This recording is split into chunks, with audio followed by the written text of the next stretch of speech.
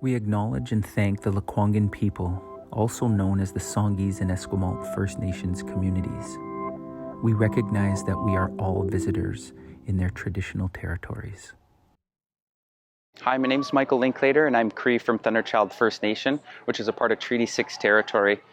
I'm also an alumni of the Canadian Senior Men's 3x3 national team, and I've competed at the World Cup for 3x3 basketball.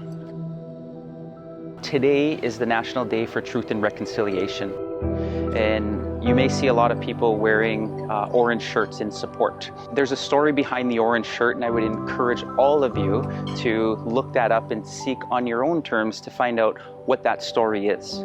My grandparents were products of the residential school system, and my mother was a part of the 60s scoop. And a lot of people are familiar with the residential school system, but not too many people are familiar with the 60s scoop.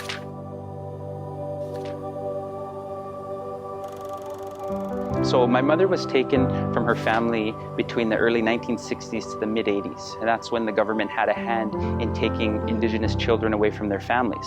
And what this means to me in terms of this day is really a significant day to show our support for our residential school survivors. Through Truth and Reconciliation Commission, all of these stories of our survivors, came to light, and they shared the stories of the atrocities that they went through. And for me, growing up, I thought it was common knowledge because I heard the stories being raised by my grandparents, telling me every day, some of the things that they went through.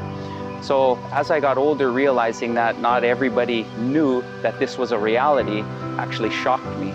So for me, I wear my shirt today to show support for my grandparents and for all of those who went to residential school and what they endured. There's a lot of healing that our people have done, but there's a lot more healing that all of us need to do as a collective.